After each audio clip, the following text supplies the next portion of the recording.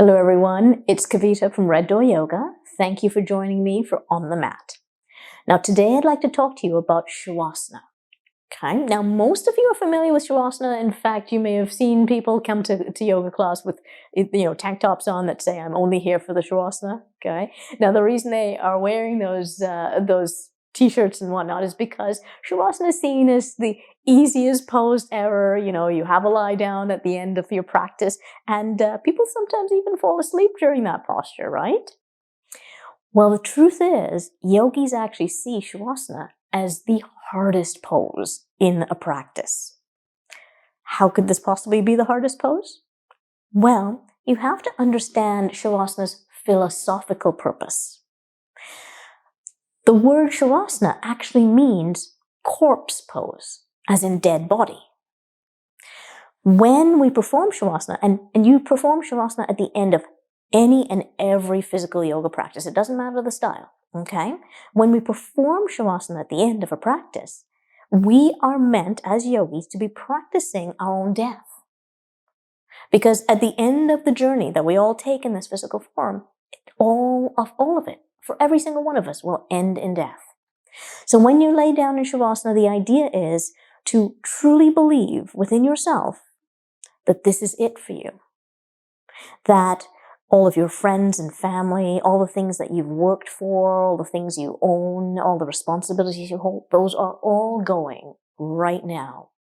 You will never see any of them again. You try to really believe that when you're practicing Shavasana, so that you might face your own death. Because one day you will need to. Yogis practice facing their death because they see that as one of the most powerful moments in their existence.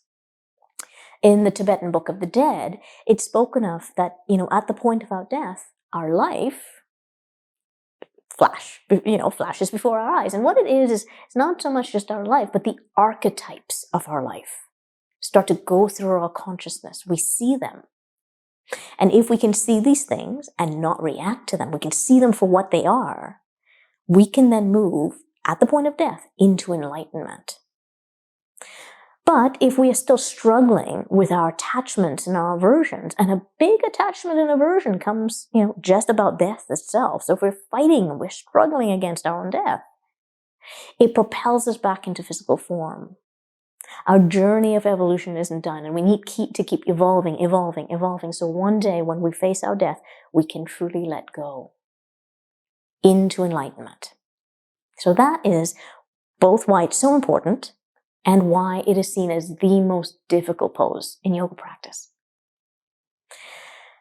Now, how you physically perform Shavasana depends on when or I should say where it's placed in a practice.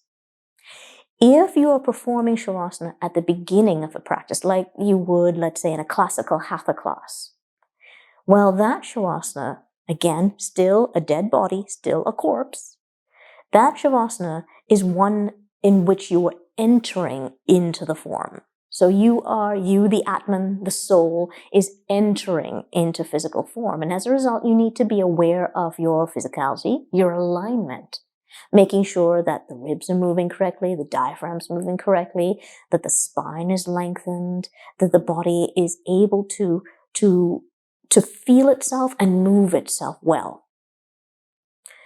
But if we are performing a Shavasana, let's say, at the end of a practice, and like I said earlier, every single physical yoga practice ends in Shavasana. So if you're doing the one that comes at the end, well, that's a different Shavasana. That's the one where you're facing your death and letting go completely. So that end, we're not caring so much about our physical alignment.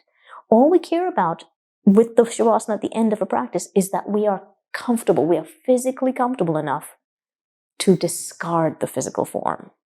That we are physically comfortable enough not to need to focus on it and pay it much mind. It's comfortable enough to disregard, as it were, to let go of. It doesn't take our conscious awareness anymore. So quite frankly, if your body is physically comfortable lying in a position that might look like it's out of a crime scene, go for it. You do not need to be well put together in your end Shavasana. You just need to be comfortable enough to focus on what it's really for, which is letting go of this physical form, letting go of this life, facing your death. So to that end, I mentioned we were going to look at Shavasana today, and I've talked about it philosophically, but I also want to take a little bit of time and just look at the physical form of a Shavasana you perform at the beginning of a practice or throughout most of the practice. The one way you have to be aware of your alignment. So why don't we do that together? Okay, slide on down onto your mat.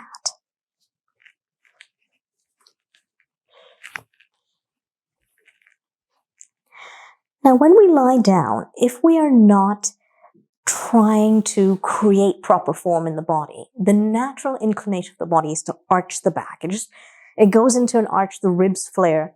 And for a lot of people as well, the hips are a little tight, so the legs splay out, okay? They rotate outward.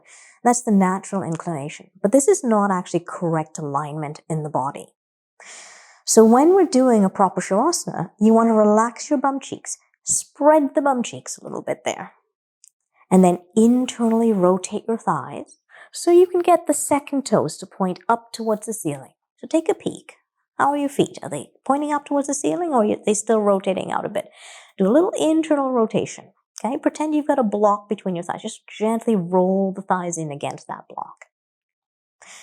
Once you've done that, you want to tuck your tailbone towards your pubis bone. So really feel that below belly button come in and up like a little fish hook. Lengthen the spine, vertebrae by vertebrae. Feel the back of the neck grow long and reach the crown of the head towards the wall above you. Then you want to use your back muscles and gently draw your shoulder blades down your back and let the shoulders and the chest fall away. You'll probably find that will require your arms to be out at a bit of an angle, maybe up to a 45-degree angle. Are the second toes still up? Good. And breathe. And as you're breathing, if you're properly placed and you're aware of the breath should move in 3 dimensions, to the back of the body, to the sides of the body, and to the front. Not just up and out, not just side to side. Make sure the back of the body is expanding on your inhales as well.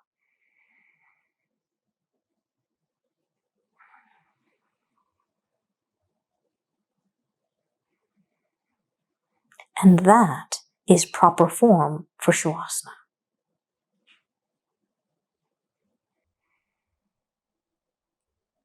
And when you're ready, come on up.